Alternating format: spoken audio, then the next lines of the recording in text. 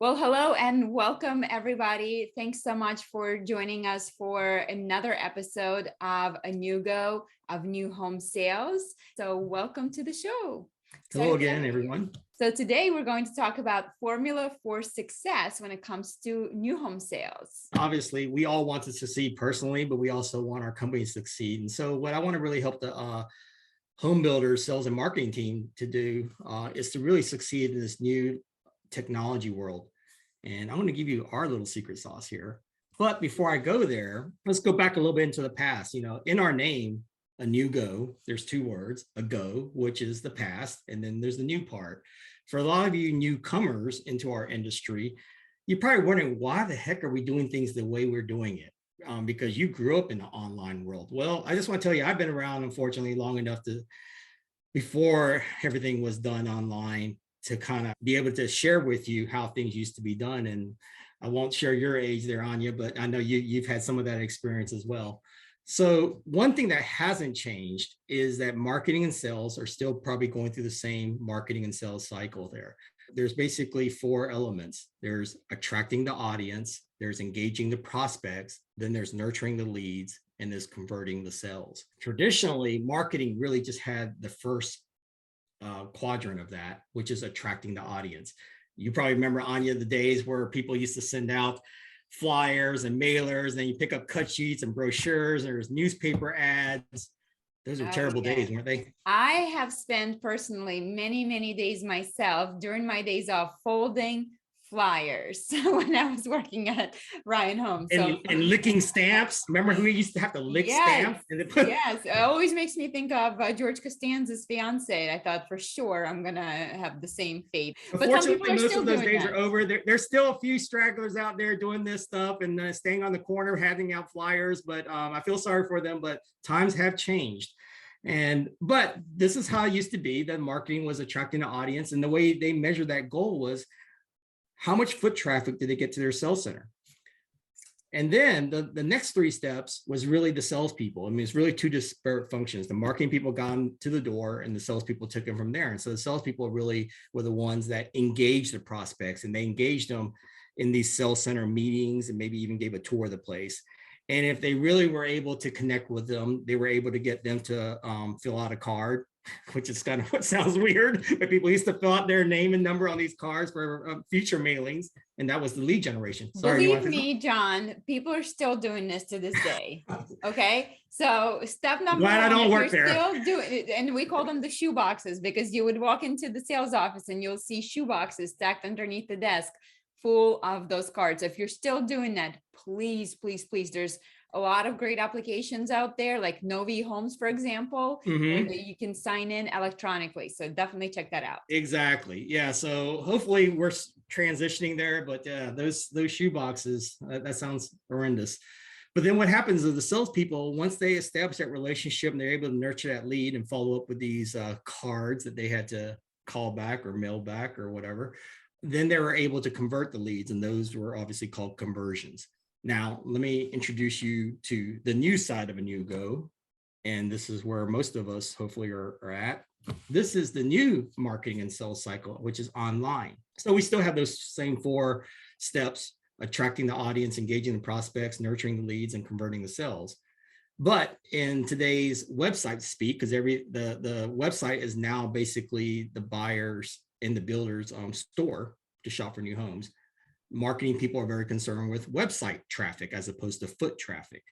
Though in one sense, it's still a lot like foot traffic, in that even if you have like Google Analytics, it's third-party data. You see a lot of footprints. You don't actually see fingerprints. You don't really know who they are, but you're gauged on how much traffic went there, whether they're lost and are they your competitors or whatever. And in tech speak, when I was in Silicon Valley, we used to measure that by what we call eyeballs. So how many eyeballs are on your site? One big change that's happened because things have gone online is actually marketing has moved more into the engagement side of things. And they were kind of pushed into this, partly what you know with social media. I mean, the salespeople, they're not traditionally the tech people. And as social media drove engagement and followers, and they're craving for content and engagement and likes, and marketing had to move into that. And you're you're a social influencer. You understand how that's changed our industry, right? Oh, yeah, absolutely. And I think a lot of marketing people were definitely at that forefront of social engagement. And now a lot of salespeople have taken over that responsibility. But depending on the size of the builder, there's that question of, who should be posting on your social channels. So I think primarily you're right. It is marketing who is Marketing wants to communicating with control the those messaging. people. Absolutely. Salespeople may, if they have a particular lead, or somebody is particularly following them, yeah, they want to that they can have some lead way in that relationship on social media. But generally, the marketing people want to control the messaging of the product and promotions. So engagement has really been impacted again by shopping online, and the way the marketing people measure that, still looking very website centric, is they looked at the bounce rates, and in tech speak they call that stickiness. So how many people came there and how many people immediately bounced away, or how many people are coming back as returning users. That was a kind of a measurement of how successful the marketing campaigns were, or your marketing staff executed things. So what happened is they took some of that work away from the salespeople, in some sense they're happier. But they're still primarily the offline experience of nurturing the leads. You meet them at the sales center or on site, and then primarily focus on converting the sales because they have the relationships on a one-to-one basis. But a couple of other things have happened outside a very seller-centric approach. And that's in the engagement side. The shoppers are now doing their own shopping, whether it's designing or experiencing their homes, and maybe even buying their homes online. So now you got a DIY, do-it-yourself aspect to marketing, which we're going to get into here in a second. Marketing people were not used to that, much less the builders. And another position has really emerged as the conduit between traditionally disparate functions of marketing and sales, and as a bridge between online and offline, and that's the online sales consultants. They've really become the hero of the day, and they're going to be the hero to stay, because they understand the marketing message, they understand the products, and they're the first contact with the customers, and they're the first handoff to the right salespeople at the right time with the right products. Yes, I think the role of OSCs is definitely going to continue to evolve as we're growing with what's happening, right? Everyone is starting online now, more and more so. So I think over time, because right now, primarily the OSC's responsibility is to take the prospect offline, right? We get them online, and their responsibility is to schedule that appointment, take them offline, and hand them off to the salesperson. But that's where a little bit of a tricky situation comes in, because we're so in a rush to try to take that prospect offline, but do they really want to be taken offline? And especially with buy now options where you can completely purchase a home online, we may not need to hand it over to the salesperson or take them offline. So I think that's where that role is TBD, because they may be spending more and more time engaging with the prospect, and maybe it's the role of OSC and salesperson merging together almost. Exactly. I could see the future OSCs and salesperson. The salesperson could probably want to move online, kind of like the OSC, and the OSCs can probably consummate the sell online as a concierge service to the buyers are already far down the sales funnel online. Yeah, because if you think about it now, even the salespeople are conducting many of their meetings virtually instead of having people come in. So for sure. So whether it's going to be just a dedicated person sitting in the model home, and that would be OSC/salesperson, or if we're still going to have OSCs dedicated to several communities, I think that is all going to be evolving over the next few years. So definitely some interesting stuff here. Okay, so now that we understand the traditional marketing and sales cycle and how it's been affected by online and the internet, let's go back to what we're here about, the formula for success. So looking back over centuries, all the way back to the Game of Thrones days, a little has changed, but yet everything has changed. And what I mean a little has changed in that, in the old days, success and power was about your kingdom, and that was your domain. Well, guess what? In business, we also have your business domain. We actually have your website domain, which is your business. So we still use the same terminology. And the successful formula still applies. Back in the old days, if you were the king, your power was really vested in how much gold you had. So if you were a king with a lot of gold, you had a lot of power. Well, in business, still applies. Content is the king. So if you have great content, you can really drive business, drive engagement, drive excitement. I mean, you are the king of your domain. Now, what is the new gold? Data is the new gold. If you can keep track of what's going on and who's working with what products are selling, which leads are active, how your salespeople are interacting, how successful they are, all that data in real time in bi-directional ways and across your whole enterprise is very powerful. Now, if you put content plus data, it has an exponential synergistic effect, which gives you great knowledge. And as we all know, knowledge is power. Even though content is king, that's actually if it's good content. If you have bad content, you're actually going to become a pauper. And then your data is going to suffer as well because you won't have any engagement. So you won't have any data. That data is really, in the short term, great for analytics, great for lead generation, but ultimately it's going to be fantastic for AI, which we can talk about more in depth later on. But this is where the AI can help you understand how well you're doing, what you should be doing, and what you should not be doing. And that's all wonderful knowledge to act upon. I'm going to take it a step further here. And I'm saying if you push the marketing pedals, and pedals is an acronym that I'll explain here. If you push the marketing pedals, you will drive sales. So traditionally, marketers in this industry have used static content. And with static content, you know that there's people looking, but you don't know who they are. So you see a silhouette of them, okay? What happens is if you allow them to personalize it, and they're engaged, they're incentivized to register. And so when they register, not only do you get their personal contact information, but you get an idea of who they are by what they are doing. Because when they can interact with the content, your products, then that drives engagement. We want engagement, like we said earlier. That should be a primary goal of marketing, because if you don't have engagement, you're never going to generate leads. You don't generate leads, you don't generate sales. But what happens with engagement, as they're designing their homes and experiencing it, it generates that coveted data. Now that data, it's all in bits and bytes and ones and zeros, is all digital. But obviously we are able to translate into a visual depiction of what they're looking at. But that data feeds important analytics. That's the A, and also the AI.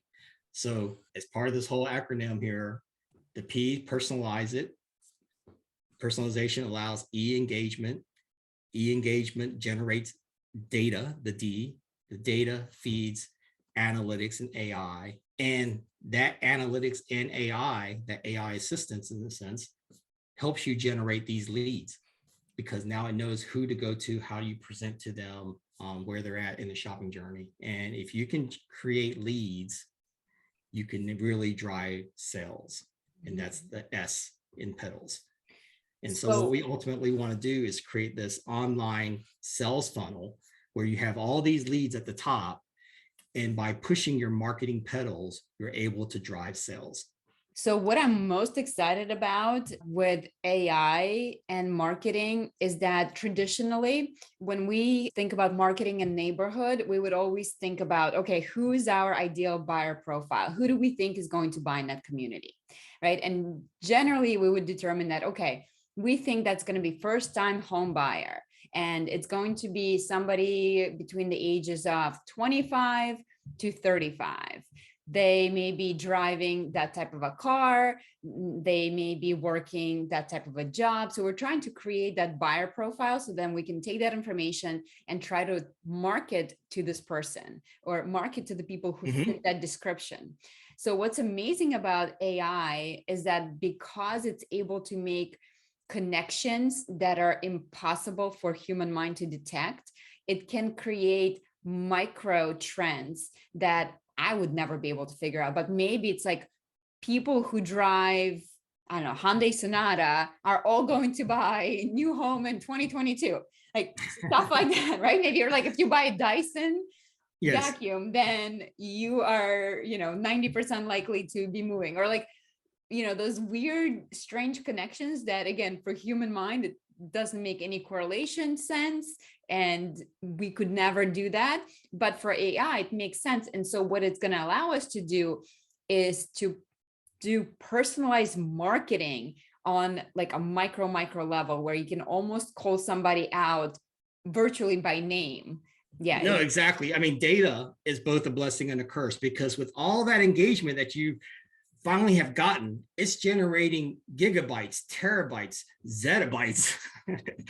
It's just bytes of data. And if you don't have a system that's able to mine it, refine it, and basically distill it for you in a relevant way to see those associations at an industry level, at a macro level, and with trigger events that's happening in the economy, or even like COVID, things like that, and then be able to take that massive amount of information and at scale and personalize it at an individual level, this won't work. So that's why the technology is so important in the marketing aspect of it, which leads us to, it's about MarTech. Now, there are a lot of podcasts, a lot of consultants out there that have given great consulting on marketing. And you can see there's a lot of traditional ways of doing marketing, but the way buyers shop and speak nowadays is through technology. Now, if you look in your organization, you look at the marketing department, they're probably sitting as far away as they can from the software and IT department. So they really come from two opposite spectrums. But in this day and age, where we live both in a real world life and an online virtual life, we need to bring marketing and technology together. So that's the emergence of MarTech. Marketing at its basic core function is it connects buyers and sellers. Technology is not a threat. Technology actually improves those connections, because if you're able to do this well, those better connections will lead to better customer experience, because ultimately your shoppers are going to come to you because of that wonderful experience over such a complex, convoluted, expensive purchase. And so the type of person that is going to be leading your marketing department in the future is going to look very different from the traditional marketing professional. So I think it's definitely going to be some type of a technology degree potentially, or you can listen to this podcast and learn along the way, because you do need the fundamental skills of a marketing person. Mm-hmm. But you need to be able to utilize the tools of a technologist. And what we want to do, at least at NewGo here, is not make the technology so scary. We want to bring it down to a usability level, just like you do with Facebook or Uber. So that is the challenge that we take upon ourselves, is to, for the consumer, make it what I said in the earlier podcast about an ETC. We want to make it easy. We want to make it transparent. And we want to give the buyers the control. Mm-hmm. So that etc. acronym, ETC, if we can do that, we can bridge that gap between marketing and technology. Traditionally, marketing was in that form factor. They just provided static content on static marketing channels, which were like traditionally like print, whether it's a billboard or a newspaper or a flyer, it was all static. Even like I would argue, websites are generally static with thumbnails that you just see images of things, representations, but you can't actually engage with them. Yeah. What technology brought, pardon to the pun, to the picture is functionality. Now that content, that rendering is now interactive, because people are not buying just a new home. They're buying their new homes. They're looking for personalization at a massive scale online. And that functionality comes from technology. And I actually would say that one of the weaknesses now for marketers is that they've done a lot of improvements on content interactivity. which, this is what Rendering House, our predecessor, before we changed our name to Anugo, that's what we focused on, was interactive content. What hasn't kept up is that the channel has not become interactive. Websites was the first digital transformation from print to digital. Every builder had a website, but what superseded that in the last 20 years? Social media. That's interactive. And that was created by a great tech company, Facebook, and obviously Pinterest and Instagram and TikTok, and you can go on and on and on. Even like Zillow came into the picture, and they provided a much better user interface for buyers to shop for existing homes and some new homes.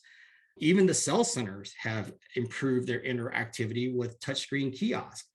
Well, guess what? Your tried and true website has not kept up with the interactive content. And one of the things that I'm trying to help marketers understand, you may have created great form in your content, but you haven't created a great platform, which is the technology that it needs to be founded on.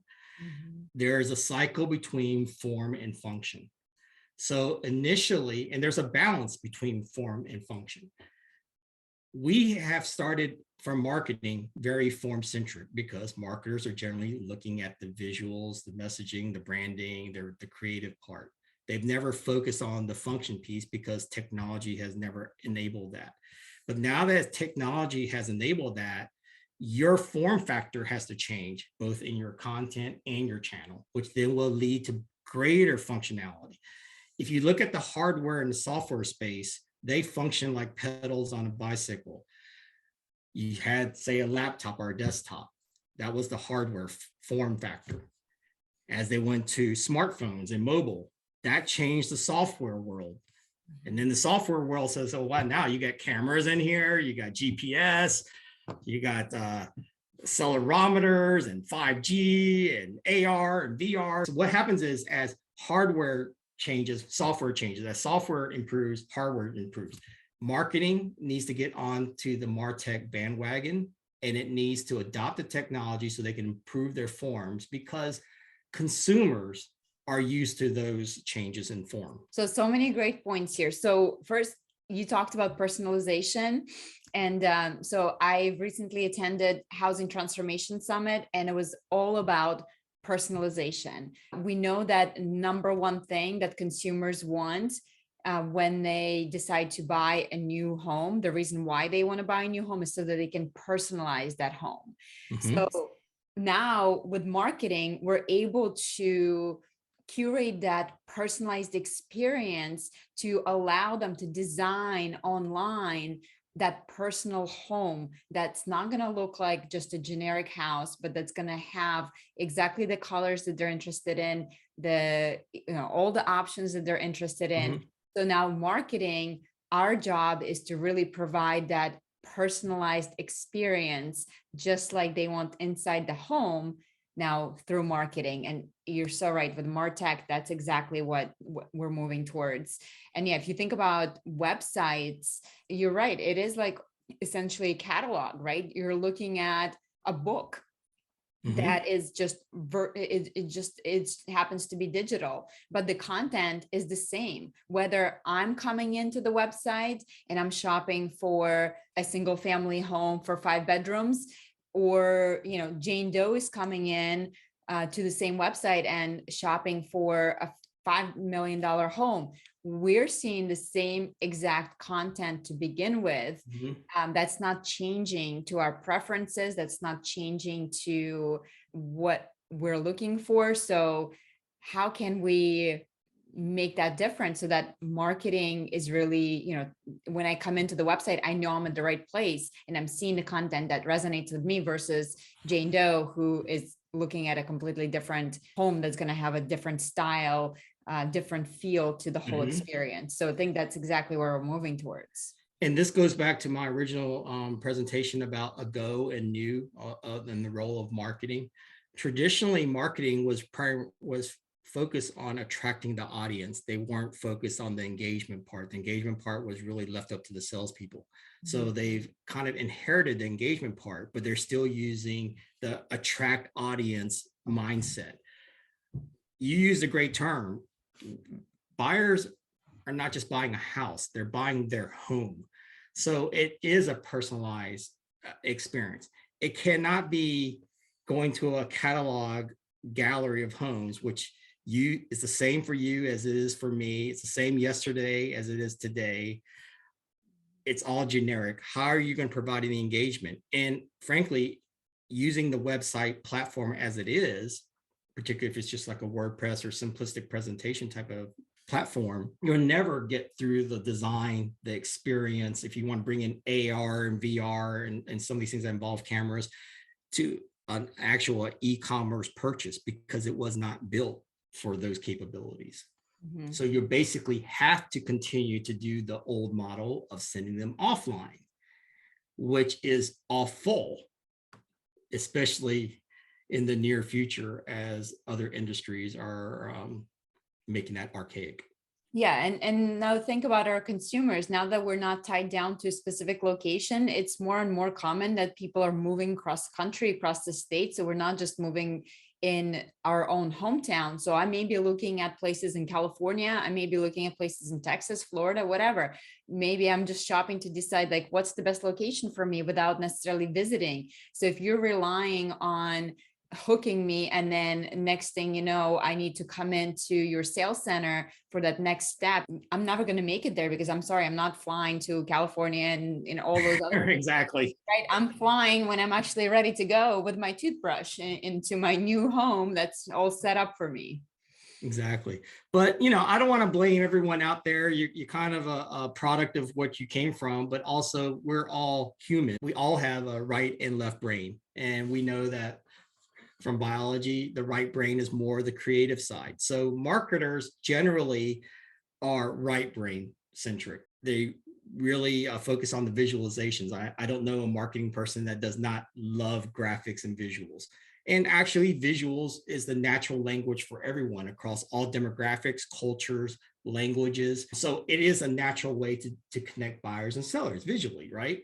And what we want to do though, there is, you know, we actually want to make an art of the science. And the science part is really on the left side of the brain, which is the technology guys. You can call them the nerds. And then, I mean, I say that affectionately, but they are much more analytical. The right brain side naturally fits the form aspect of it. The left side is really focused on the interactivity, the functional aspect of it. What we need to do is to bring the right and left brains together. It's a big mind meld.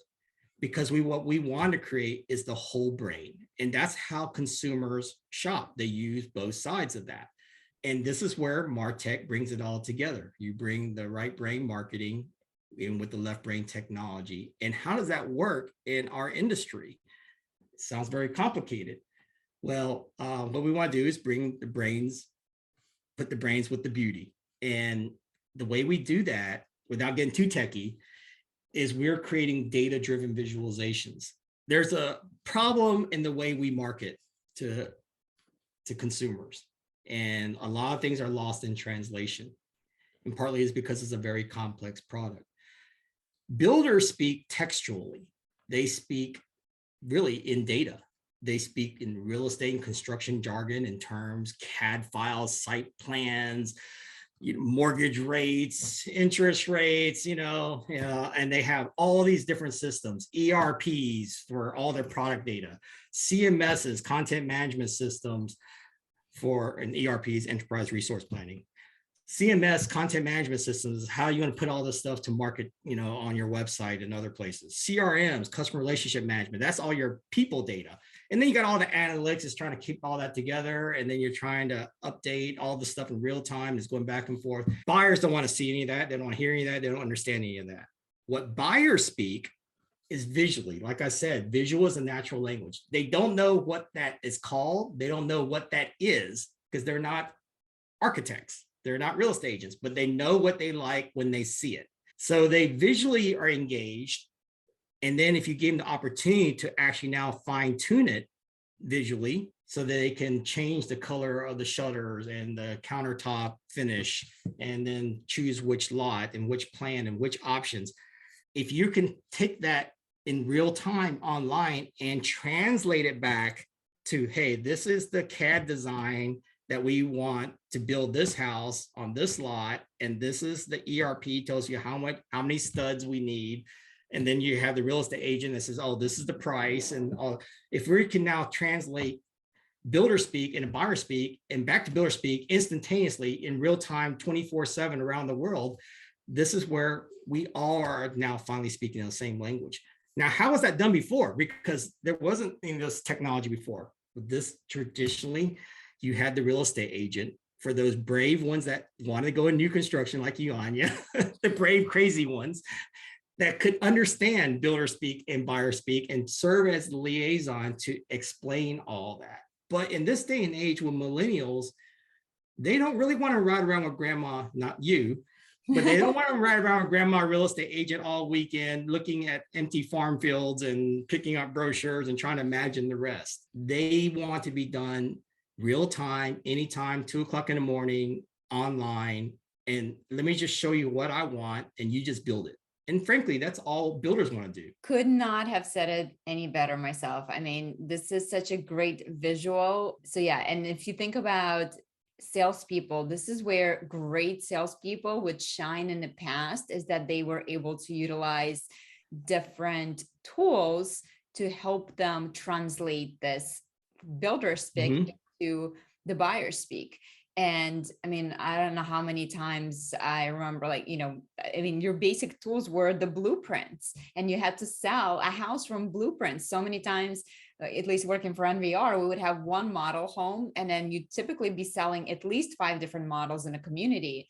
So the rest, you had to use combination of blueprints to houses that are currently under construction. And as you know, houses under construction are not a great example of right, exactly, the final product, with all it's a general representation, and hopefully it's up to date.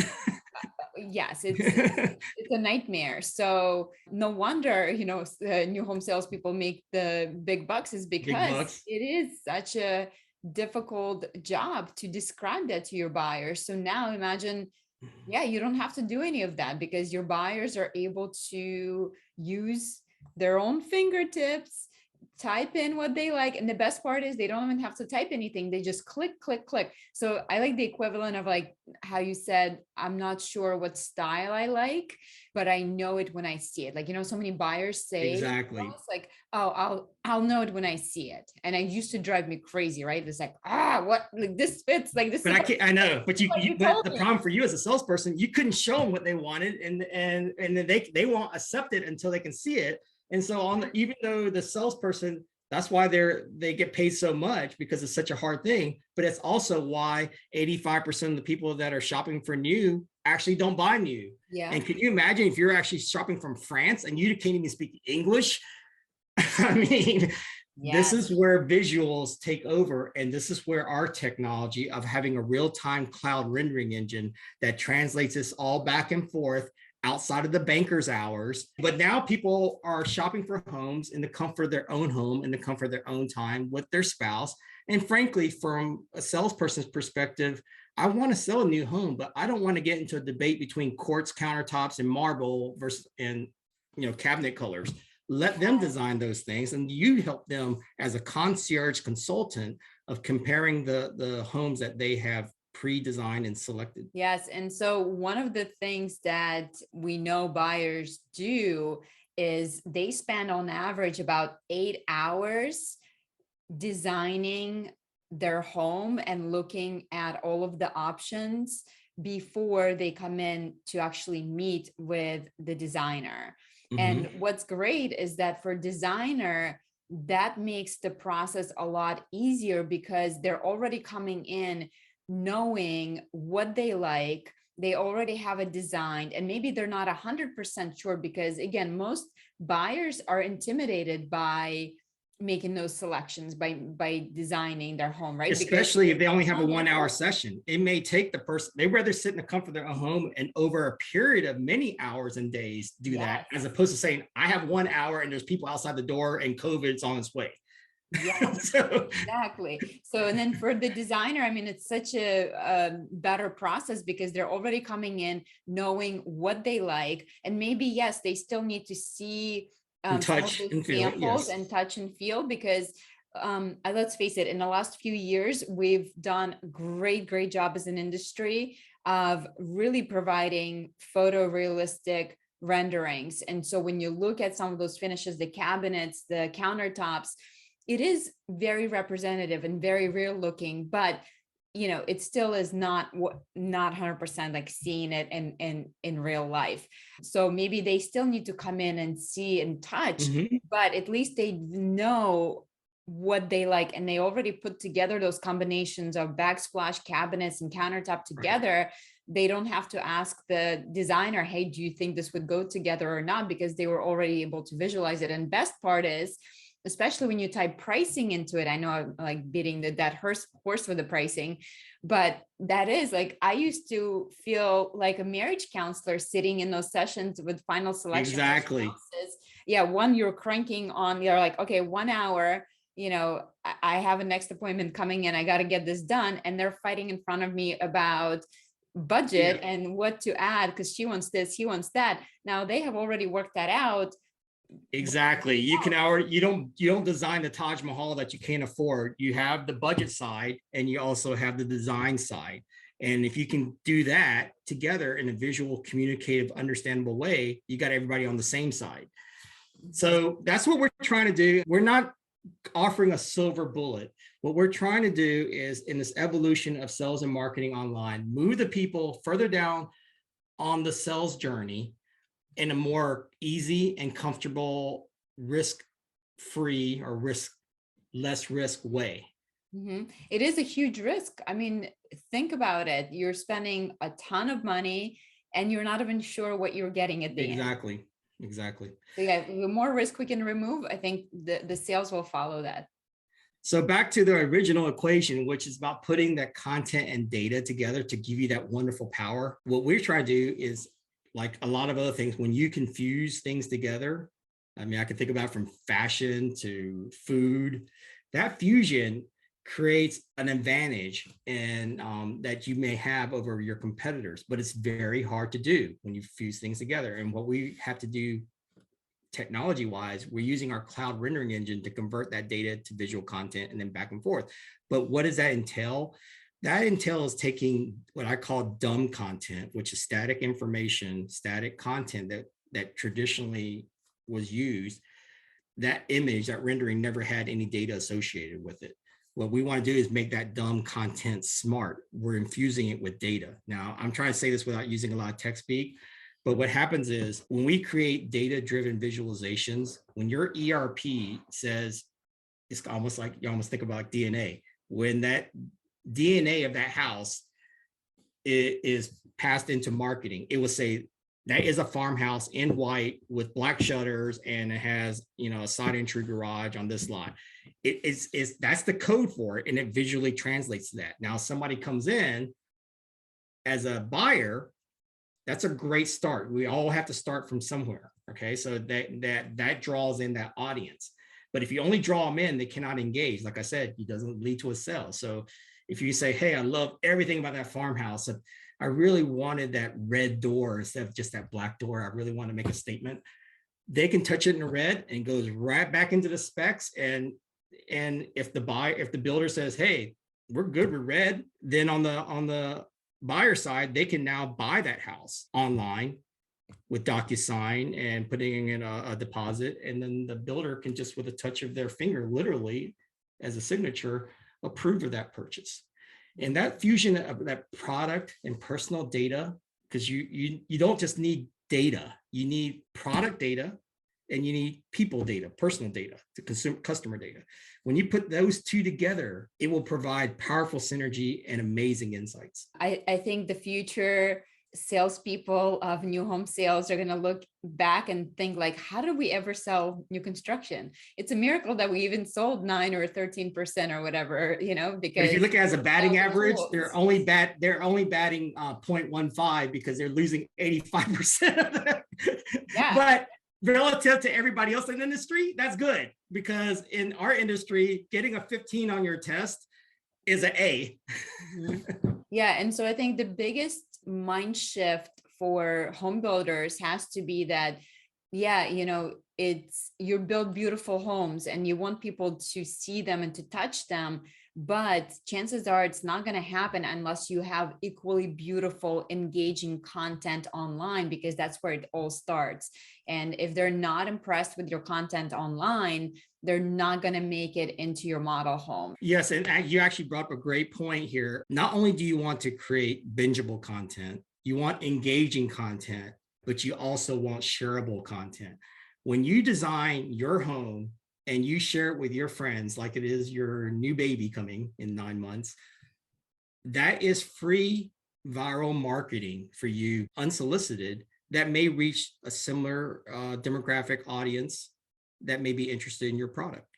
So it all comes back to great content, but that great content without an interactive engagement mechanism, if you don't give them that platform, it will go nowhere. All this stuff about knowledge is power at the end, it is actually possible online. And I'm calling it a high level omni-channel data-driven visualization and insights. And I know that sounds like terrible tech speak. Okay, so what is omnipresence in marketing? Omnipresence in marketing means omni-channel.